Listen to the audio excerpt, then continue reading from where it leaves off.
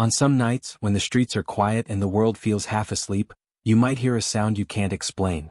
A soft jingle drifting through the dark. A melody you know from childhood, but slower, almost distant, like it's coming from somewhere it shouldn't. Most people brush it off. Others convince themselves it's just imagination.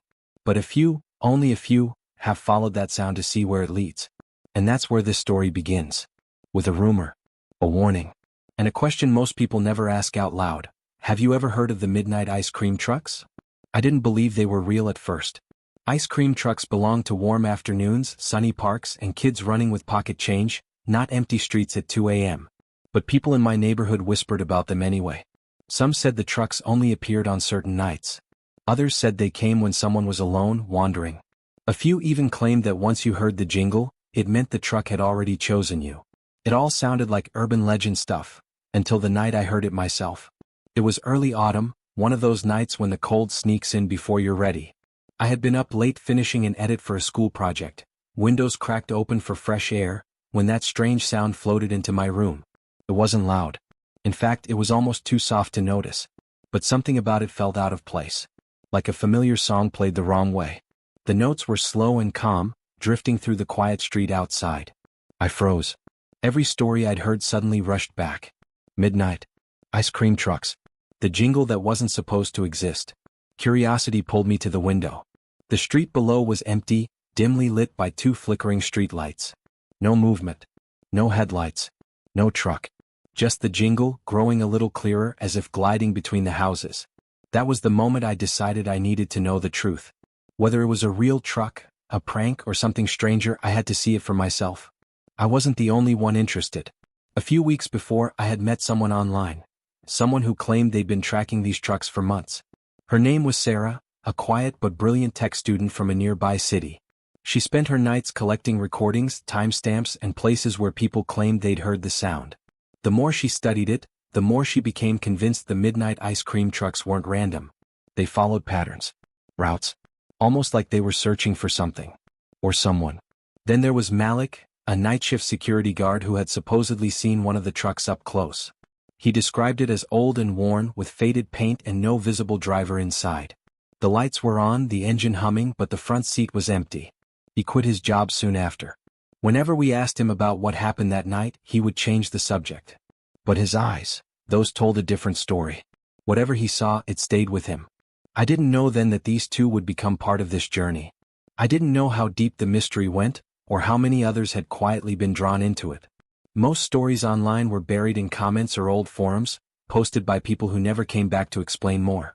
Some claimed the trucks were connected to missing pets or strange power outages.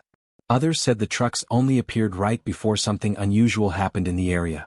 It all sounded unbelievable, but now the sound was right outside my window. I grabbed my jacket and stepped outside, driven by a mix of fear and excitement. The night air was sharp, carrying the scent of damp grass and distant smoke. The jingle echoed again, clearer this time, drifting from farther down the street. Not loud, just enough to make you follow it. That was the strange thing. It didn't feel like the truck wanted to be found. It felt like it wanted to guide you. Every step I took, the sound shifted like it was moving just ahead of me.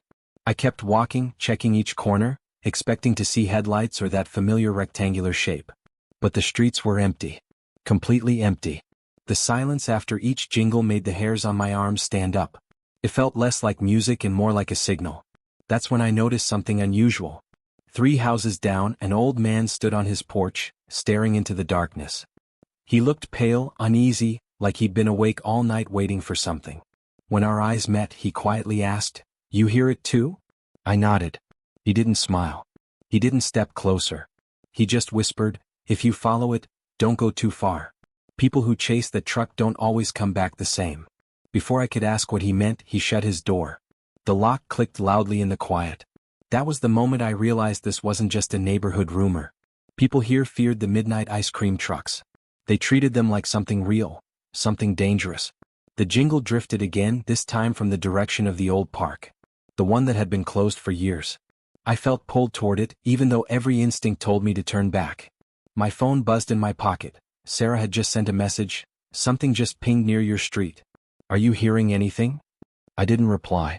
I couldn't look away from the dark path leading to the park. The jingle started to fade, softer and softer, like it was slipping deeper into the night. I didn't want to lose it. I started walking faster, my footsteps crunching against fallen leaves. At the entrance of the park, I stopped. The sound was coming from somewhere inside, past the broken fence and overgrown swings. I took a breath and stepped forward. But as soon as I entered, the music suddenly stopped. No fading. No slowing down. Just silence. The kind of silence that makes you feel watched. My phone buzzed again, another message from Sarah, this one more urgent. Wait. Something's not right. The signal disappeared. And right as I read her words, a dim glow flickered through the trees. Soft, cold, blue-tinted. Like a headlight. But only one. I couldn't see the truck yet. Only the faint light.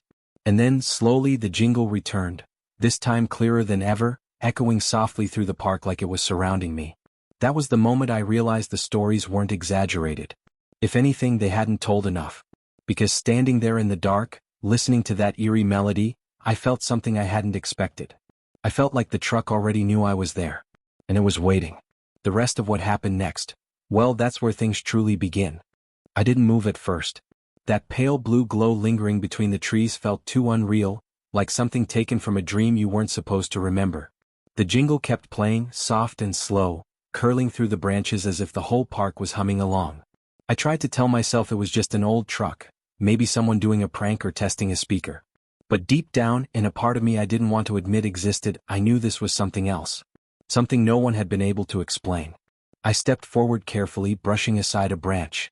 The leaves rustled with a dry whisper, loud in the quiet night. Each crackle made my heartbeat jump. The air around me felt cooler, heavier, like the temperature had dropped the moment I crossed that broken fence. My senses sharpened, every little sound stretching out in my mind. The faint buzzing of a streetlight behind me. The distant bark of a dog. The soft rhythm of the strange melody, echoing in patterns that didn't feel random. There was a narrow path ahead, barely visible under the fallen leaves. The park had been closed for years and nature had taken over nearly everything. But the path, it looked recently used. Not clean but pushed aside like someone or something had walked through it more than once. That detail stuck with me. Who would come here at night? And why? The blue light flickered again, brighter this time, like the beam of a single headlight turning slightly. I squinted, trying to make out a shape. Nothing clear yet. Just that hazy glow. I reached for my phone to message Sarah back, but my hand hesitated. Something felt wrong about pulling out a bright screen here. Like the light from it would draw attention I wasn't ready for. I slid the phone deeper into my pocket and kept moving. As I walked deeper into the park, memories of what I'd heard about the midnight ice cream trucks started coming back. Things I had ignored because they seemed too impossible. People said the trucks didn't run on normal schedules. They didn't have drivers anyone could see. They didn't show up on cameras clearly. And sometimes the people who heard the jingle couldn't agree on the direction it came from. It was as if the sound moved on its own, not tied to anything physical. I didn't want to believe any of that. But here and now, with the melody circling around the trees and the cold air pushing against my skin, those rumors felt uncomfortably real. I followed the path until it opened into a small clearing. The grass here was flattened in some areas, almost in the shape of tire tracks. They weren't fresh, but they were too even to be random. My breath caught for a moment. I knelt down and touched one of the marks. The dirt was cool, undisturbed, as if the impressions had been there for weeks. The jingle faded again, pulling my attention to the far side of the clearing. The blue light dimmed, then glowed brighter again like someone adjusting a switch. Still no truck in sight, but it felt close now. Too close. I took another step. And suddenly something snapped behind me. Not a branch falling. Not an animal moving. It sounded like a footstep. I spun around quickly, heart racing, but nothing was there. The trees behind me stood still, shadows stretching in long, silent lines. I waited, listening, but heard only the faint jingle in the distance. I tried to calm myself. Maybe it was just a squirrel or a stray cat. But the timing, it felt like whatever was watching me wanted me to know it was there. I forced myself to look away from the trees and back toward the light. The glow had shifted again, now slightly to the left. It wasn't steady, it pulsed every few seconds. Something about that rhythm felt intentional, almost like a signal. Before I could move closer, my phone buzzed again, vibrating sharply in my pocket. The sudden feeling of it made me jump. I pulled it out carefully, shielding the screen so the glow wouldn't spill out too much. It was another message from Sarah. Are you still outside? Don't go into the park alone. I exhaled slowly. Too late for that. Before I could reply, more messages started coming in rapidly. I checked the map again. The signal we tracked wasn't a truck. It was moving too smoothly. And too slow. It didn't follow any road. Then one last message. I think you're following something that isn't using a road at all. I stared at the texts, a chill crawling up my back. If it wasn't using a road, then what was it following? What kind of vehicle could move through trees and grass without sound except for that melody? I wanted to turn back. Every instinct was pulling me away from that clearing. But something stronger pushed me forward. A need to understand. A need to see what everyone had been afraid to describe. I pocketed the phone again and stepped toward where the blue glow dimly hovered. The air thickened with each step. My breath came out in little white clouds, even though the night wasn't that cold when I'd left the house. The scent in the air had changed too, less like nature, more metallic, faint but unmistakable. And then, just a few feet ahead, I saw movement. Not a figure. Not a person. A shape. Tall, rectangular, and barely visible between the branches. Something that looked like the side of a vehicle, but faded, almost transparent around the edges, as if it were flickering in and out of the world. The single headlight glowed softly from the front, pale blue instead of the warm yellow you would expect from an old ice cream truck. It wasn't close enough to fully see, but it was close enough that I knew I wasn't imagining it. I stepped forward again, the ground crunching under my shoes. The jingle grew softer, like the truck sensed me approaching. The melody drifted slower, almost hesitant. That made it even stranger. It felt alive, reacting to me, adjusting its tune based on how close I came. I reached a point where the leaves cleared enough to see the front corner of the truck. The paint was peeling and the metal looked worn, like it had been sitting and used for years. But the shape was wrong somehow, too tall, too narrow, like it didn't match the proportions of a normal vehicle. The window at the front was dark. Too dark. Even with the light reflecting off it, I couldn't see anything behind it. My throat tightened. There was something deeply unsettling about it. Not dangerous in a direct way, but unnatural. Like it didn't belong here. Like it was borrowing space. I took a quiet step back just to see if it would react. It did. The jingle stopped instantly. The light flickered. And then, for the first time, I heard something else from the truck. The faint click of something shifting inside. Like gears moving. Or something turning. I froze. Slowly, the truck's headlight brightened, casting a wider glow across the trees. The metal surface shimmered faintly, like heat rising from pavement. But there was no heat. Only cold air and silence. Then the night around me shifted. A breeze swept through the clearing, stronger than before, bending branches and sending leaves swirling around my feet. The trees rustled loudly, drowning out even my breathing. It felt like the whole park reacted at once, as if the presence of the truck stirred something dormant in the air. Before I could decide whether to run or stay, my phone buzzed again with a new message from Sarah. But the moment I lifted the screen, the jingle started again. Only this time. It wasn't in front of me. It was behind me. Slowly, very slowly, I turned. And what I saw made every story, every rumor, every whispered warning suddenly feel too small. Because the truck in front of me wasn't the only one. There were two of them. The first truck stayed where it was, that pale blue glow flickering from its single headlight. But the second one stood farther back along the path I had walked through, silent, darker, almost blending into the shadows. Its shape was faint, like it hadn't fully formed yet. No engine sound, no jingle. Just a dim outline, as if it had been watching me the whole time and waited until now to show itself. My breath caught in my chest. I didn't dare move. The clearing felt smaller suddenly, like the air itself was closing in. I could hear my heartbeat thudding in my ears, louder than the leaves rustling under the shifting breeze. It didn't feel like the trucks wanted to surround me. It felt like they were studying me. My phone buzzed again. I glanced down. "Do not approach it," Sarah had texted. "Just stay calm. I'm tracking another signal near you. It's not the same one." Another? So she knew about more than one. But before I could type back, a soft scraping sound came from the trees behind the second truck. Not loud, but long and steady, like something dragging across the ground. I turned my head slowly, trying not to make sudden movements, but the darkness swallowed everything beyond the trucks. The scraping stopped just as suddenly as it started, replaced by low static humming, almost like a radio trying to catch a faint station. The first truck's headlight flickered again. That faint blue beam stretched toward me, gliding over the ground, brushing against my shoes. My instinct was to pull away, but curiosity kept my feet rooted. As the light moved, I noticed something on the truck's side panel, faint markings under the peeling paint. Scribbles? Scratches? No, they looked like symbols. Not letters. Not numbers. Simple shapes arranged in rows, almost like they were burned into the metal. The second truck flickered too, as if reacting to the first one's movement. It didn't glow, but its edges brightened for a moment, just enough for me to see the same strange symbols on its side. Only these looked newer. Clear. Like they hadn't been worn down by time. Before I could get a better look, something rustled behind me again. A quick, sharp sound. I spun around, expecting another truck, another light, but instead I saw the old man from earlier. The one who had warned me from his porch. He stood near the broken fence, chest rising and falling fast, eyes wide with a mix of fear and urgency. He tried to wave me toward him quietly, but he didn't step into the clearing. He stayed in the shadows, almost like he refused to cross some invisible line. His voice carried just enough for me to hear him. "You need to get out. Now." I opened my mouth to ask why, but he shook his head quickly, eyes darting between the two trucks. "They don't like being seen together," he whispered. I didn't understand what that meant. Trucks didn't have feelings. Trucks didn't choose anything.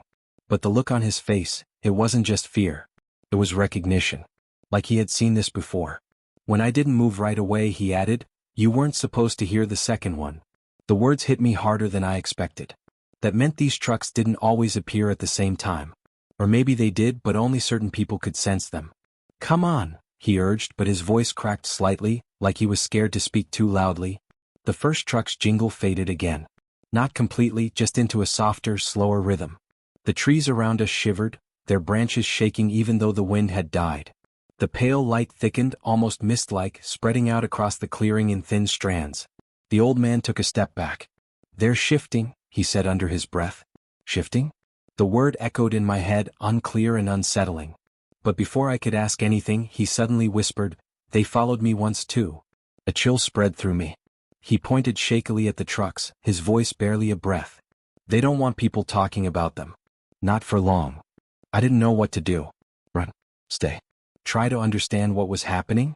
Every option felt dangerous. But standing still felt even worse.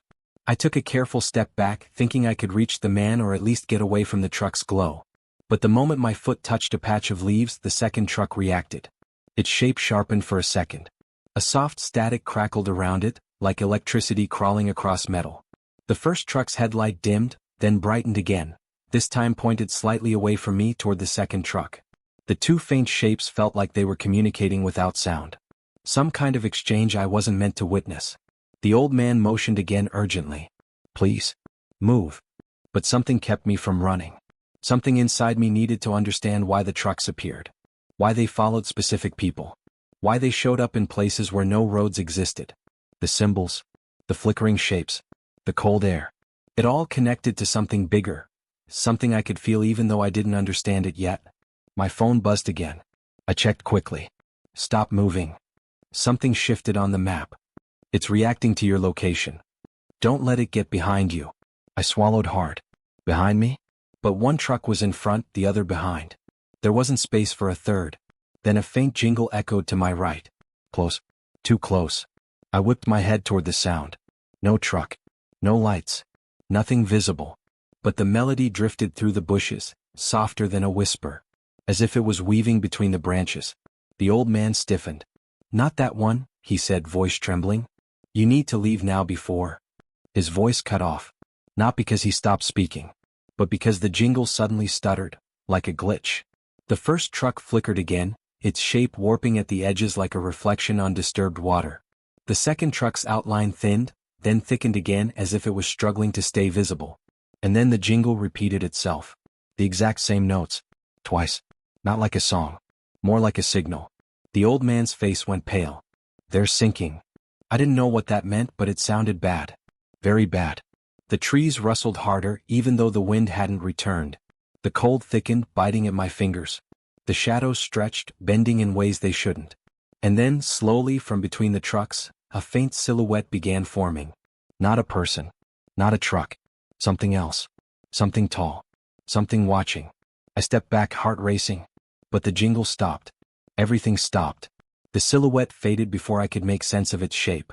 And then the clearing fell into total, unsettling silence. Even the old man didn't breathe. The trucks remained still, their lights faint, their edges flickering like weakened signals. I didn't know if they were waiting for me to move. or waiting for something else entirely. But one thing was clear. Whatever I thought I understood about the midnight ice cream trucks, I had only scratched the surface. And they weren't done with me yet. The silence in the clearing felt heavier than anything I had ever experienced. Even the air seemed to pause, like the whole night was holding its breath. The two trucks stood frozen in place, their faint blue light dimming and swelling as if they were struggling to stay anchored in this world. The strange symbols on their sides seemed to pulse now, glowing softly beneath the chipped paint. They weren't random scratches. They were reacting. The old man remained near the fence, gripping the wood so tightly his knuckles turned white. He didn't call out to me again. It was as if he feared his voice alone might push the trucks into some kind of reaction. His eyes stayed fixed on the taller truck, the one that had flickered into shape first. His posture said everything. He had seen something like this before, something he didn't want to remember. I felt my heartbeat pounding in my throat. I didn't know what step to take next. If I backed away too fast, would the trucks follow? If I stayed too long, would they shift again? The strange silhouette that had tried to form between them lingered in my mind. I couldn't forget the way it flickered, as if the trucks were trying to create something or summon something or maybe mirror something nearby. The cold grew sharper. My breath fogged in front of me. It didn't feel like weather, more like the temperature was responding to the truck's presence. My fingers trembled as I pulled my phone halfway out of my pocket. Another message from Sarah waited. Something changed on the map. They're creating overlap zones. You need to tell me exactly what you're seeing. I didn't answer. Not because I didn't want to, but because I didn't know how to describe any of it. Trucks weren't supposed to flicker. Light wasn't supposed to feel alive. Symbols weren't supposed to glow like veins under skin.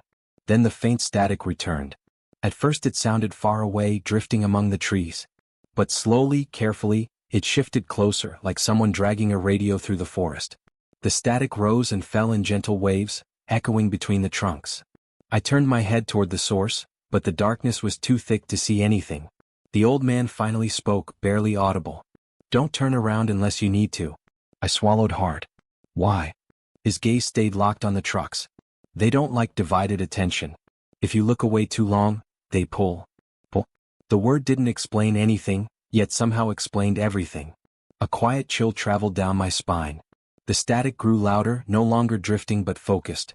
A soft crackle crept closer from the right side of the clearing. The jingle didn't return, but the melody lingered in my mind, like a tune that had etched itself into the air even while silent. The trucks flickered again at the exact same moment. This time, their headlight beams crossed, forming a thin, sharp line of blue right in front of me. The symbols on both trucks glowed brighter, sinking like they were breathing in the same rhythm. I didn't know why, but I felt my skin prickle. My instincts screamed that something was beginning, something the trucks had been waiting for. The old man whispered, "Don't step into the light." I stayed still, frozen. The beam shook faintly like it was trying to reach me. The patches of grass beneath it flattened instantly, not crushed but pressed down like a faint pressure passed over them. The light moved a few inches closer, then stopped. It didn't touch me, but it was close enough that I could feel a strange tingling against my legs, like static electricity stretching from the air. My phone vibrated again. This time the message was only one sentence. Back away slowly. But I didn't get the chance to move. Because from the left side of the clearing, a place neither truck was facing, another faint jingle echoed. It wasn't the same melody. It was faster, sharper, different. The old man's breath hitched. His face drained of all color as he stared into the trees behind me. "Oh no," he mouthed. The trucks reacted instantly. Their glowing symbols dimmed. The beams of light snapped inward like shutters closing. Their outlines grew distorted, shaking as though they were losing stability. The static on the right grew louder. The jingle on the left drew closer. And the trucks began pulling back. Not rolling. Not driving. They were sliding. Sliding in slow, unnatural movements, like they were being pulled away or yanked by something unseen. Their wheels didn't turn. They didn't leave tracks in the grass. I felt a deep pressure in the air, like the forest itself had taken a breath. The jingle repeated, closer now, too close, and the melody twisted, bending into a series of notes that didn't belong in the tune of any ice cream truck. It almost sounded like trying to imitate the first melody but failing. The old man took another step back, shaking his head. Not that one. The mimic. My stomach dropped. The mimic? What did that even mean? He looked straight at me. You need to move now before it finds you between them. Between what? The trucks. The signals? The sound? The static on the right stirred again. Leaves rustled. Branches shook. Something heavy shifted in the shadows, though I still couldn't see it clearly. The mimic jingle warped once more, echoing from behind the swings where the trees grew thickest. It was close enough now that I could feel the vibration in my chest. Not loud but deep. Like the sound traveled through the ground instead of the air. The two trucks shuddered again, their lights dimming as if the mimic's presence was draining them. The symbols flickered erratically. Their frames bent at odd angles for a split second, like the trucks were trying to move but couldn't. My phone buzzed again. This time the screen flashed white for a moment, like interference. When it finally displayed a message, it wasn't from Sarah. It wasn't from any contact I knew. The screen showed only a short line of text. Step out of the clearing. My blood ran cold. Someone, or something, was tracking my location. Or interfering with my phone. Before I could react, the static surged loudly and something moved in the dark. A tall shape. Not the silhouette from earlier. This one moved with purpose. The jingle twisted again, now sounding like two different tunes fighting each other in the air. The trucks flickered harder, almost fading out completely, then snapping back into place. The old man shouted, "Move!" The clearing shook slightly, not like an earthquake, more like the ground itself exhaled beneath us. The shadows stretched long and crooked across the grass, reaching toward my feet. The truck's lights shuddered. The mimic jingle sharpened. The static cracked. And then, somewhere behind the trees, a third light flickered. Not blue. Not cold. A warm, golden glow. Faint. Searching. I took one step back, then another, because whatever that new light belonged to, whatever was trying to push through the trees, felt like it was the only thing the trucks feared. And it was getting closer. The room fell silent after the last revelation, but the silence didn't last long. A faint metallic click echoed from somewhere behind the cracked stone wall, sharp enough to make everyone freeze. At first, they thought it was just part of the old structure settling, until the sound repeated, louder this time, like someone deliberately unlocking something. The tension thickened instantly. They exchanged uneasy glances, each of them realizing the same thing. They weren't alone in this place after all. And whatever had been watching them, had just decided to move. Before anyone could speak, the wall shifted, sliding open just enough to reveal a narrow passage. A cool draft drifted out, carrying the scent of dust, metal, and something faintly electrical, as if machines had been running here recently. The group stepped back, confusion turning quickly into suspicion. Every assumption they had made about the scroll, about the symbols, about the hidden chamber, suddenly felt incomplete. Then Elias noticed something none of them had paid attention to before. The markings around the doorway weren't just symbols, they were warnings. Etched in precise lines, they showed a pattern of circles intersecting at sharp angles, like an ancient map overlaid with a modern blueprint. But one detail stood out. The same spiral they had seen earlier, the one that had led them to believe the scroll held spiritual meaning, appeared again, this time paired with a modern date burned into the stone. And the date was tomorrow. A chill ran through them all. Mira stepped closer, her voice barely above a whisper as she traced the marking with her finger. It wasn't just a relic from centuries ago. Someone had updated this. Recently. Someone who knew they were getting close. Elias swallowed hard. This wasn't meant to stay buried.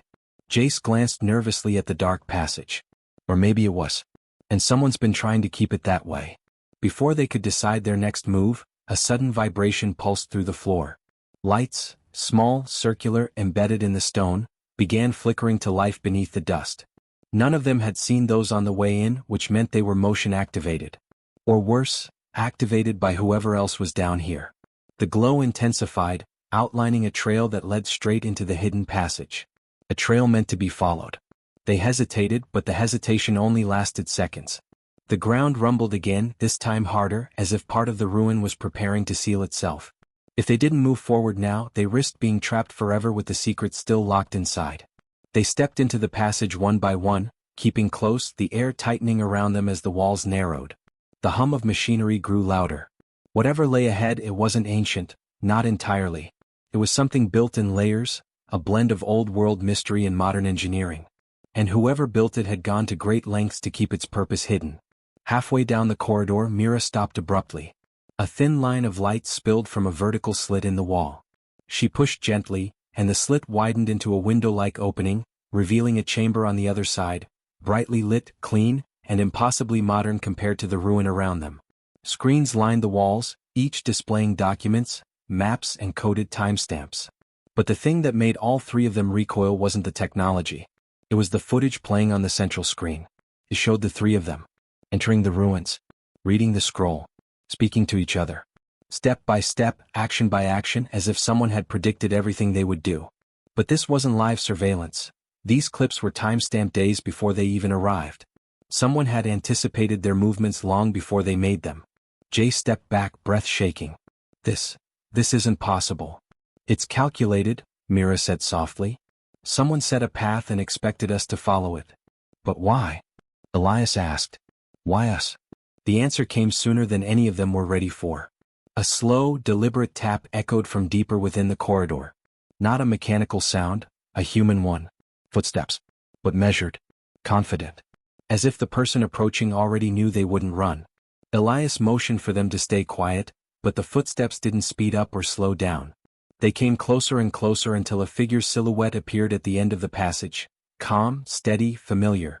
Myra's heart dropped. It was someone they all knew. Someone they trusted. Someone who should never have been here. The real twist hit them all at once. This person wasn't following them. They were leading them. Their expression was unreadable as they stepped into the dim light, stopping just a few feet away. You weren't supposed to find this yet, they said quietly. But since you have, everything changes now. Elias felt the weight of the moment settle on his shoulders.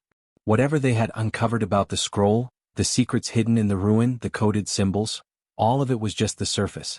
The real truth was tied to this person standing before them. Someone who had been 2 steps ahead the entire time. Mira tried to steady her voice. What is this place?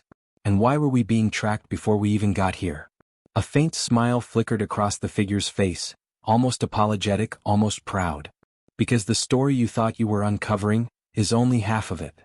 They stepped aside, revealing something behind them. Something big enough to shift the entire direction of their quest. Something that made every one of them inhale sharply. Another scroll. Not ancient. Not fragile. A perfect replica of the original, except this one had new writing on it. Writing in their own handwriting. Dated tomorrow. The second twist crashed into them like a wave. Someone had predicted not just their actions, but their choices, their thoughts, their next move. And now they weren't sure if they were uncovering the truth, or being guided toward it. The stakes weren't just higher, everything they believed was now in question. And the real danger was no longer hidden. It was standing right in front of them, waiting for their next step. And this time the wrong choice could end everything. The air felt heavier after the figure stepped aside, revealing the second scroll with their own handwriting on it. Elias stared at it, almost afraid to breathe. Mira felt a cold rush through her chest, like the room itself had shrunk around them.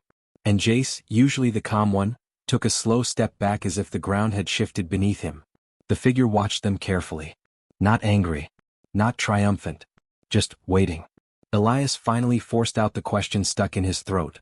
How is this even possible? You were never here by accident, the figure said quietly. Everything you've done, the paths you chose, the clues you followed, those weren't predictions. They were echoes. Mira frowned. Echoes of what? Of what you were always meant to find. A soft click echoed behind them. The walls of the hallway lit brighter, revealing more symbols, dozens of spirals, overlapping patterns, and markings that mirrored the ones they had been decoding from the start. Only now did the shapes make sense. The spirals weren't maps. They were timelines. Multiple. Running side by side, some connecting, some ending abruptly. Jace leaned in, blinking hard. Are you saying this place can see the future? Not exactly, the figure replied. It shows possibilities. It shows what someone could do if given the choice. Mira shook her head. But we didn't choose this. We were pulled into it. The figure took a slow breath. That's the part you don't understand yet. They walked forward and placed a hand gently on the new scroll. This isn't a prophecy. It's a record. A record of what you would do when faced with the truth. Elias stepped closer, frustration rising. Then why bring us here? Why hide all of this? The figure held his gaze for a long moment. Because the original scroll wasn't the threat. It was just the key. The real danger was what would happen when someone learned how to read the timelines. Someone who didn't care about consequences. Their meaning hit instantly. Someone else had been down here. Someone who had activated the strange machinery before them. Someone who had been trying to get ahead of them at every step. Mira whispered, You mean, someone else already knows how this works? The figure nodded slowly. And they've been trying to rewrite everything. A sudden alarm blared through the corridor, sharp and urgent. The lights flickered red. The ground trembled beneath their feet. The figure's expression tightened. They found the main chamber, they said. If they take control of the central core, they can force a single timeline to override all others. If they do that, our choices disappear. Jace didn't hesitate. Then we stopped them. And just like that, the final chase began. They rushed down the corridor, following the pulsing red lights. The passages twisted like a maze, but somehow the figure knew exactly where to go. The rumbling grew louder. The hum of machines turned into something deeper, almost like a heartbeat. They reached the central chamber, a vast circular room filled with spirals of light orbiting a tall column in the center. And standing at the controls was the person they feared most, the one who had been tracking them, always one step ahead. They turned slowly, almost calmly. "You're too late." The core flared bright, sending a beam of light up the chamber walls. The spirals around them accelerated, some collapsing, others branching wildly. Elias felt his chest tighten as he realized what was happening. The intruder was forcing the system to collapse every timeline except one, the one they wanted. The figure beside them stepped forward. "If you do this, you destroy every choice anyone could ever make." "That's the point," the intruder replied. "A world without chaos. A world where everything is certain." Mira stepped forward, her voice shaking. "But certainty isn't peace. It's control." For the first time, the intruder hesitated. Just a flicker. But it was enough. Elias nodded at Jace. Jace understood instantly. Jace lunged for the side panel, pulling out a cable with a spark. Mira rushed to the opposite side, slamming her hand on the emergency override. Elias ran straight toward the core, grabbing the manual release lever. The intruder shouted, rushing forward, but it was too late. Elias pulled the lever down with all his strength. The room exploded with light. The spirals froze mid-motion, then shattered into thousands of glowing fragments that drifted upward like sparks from a fire. The rumbling stopped. The humming faded. Everything fell silent. The intruder collapsed to their knees, staring in disbelief. You destroyed the system." The figure stepped closer. "Not destroyed. Reset. Every possibility is open again." Mira exhaled in relief. Jace leaned against the wall, catching his breath. Elias felt a strange calm settle in his chest. They had stopped the timeline from being forced. They had saved more than they understood. But then, something unexpected happened. One fragment of light drifted downward, not upward. It floated gently until it hovered right in front of Elias. It glowed brighter, then condensed into a small, smooth stone with the same spiral symbol etched into it. The figure's eyes widened. That wasn't supposed to happen. Elias picked it up, feeling warmth pulse through his fingertips. "What does it mean?" The figure hesitated, then spoke softly. "It means the system didn't just reset. It chose you." Elias felt the weight of that settle in his hands. Mira stepped closer. "Chose him for what?" The figure looked at the spirals fading into the air. "To protect the timelines. To guide their balance. Someone has to hold the key now that the core is gone." Jace stared. "So, this isn't the end?" The figure shook their head slowly. "It's the end of one story." They looked directly at Elias. "And the beginning of yours." The final twist settled over them like a quiet shock. They had saved the timelines, but now one of them carried the responsibility they never asked for. And the future was more open than ever.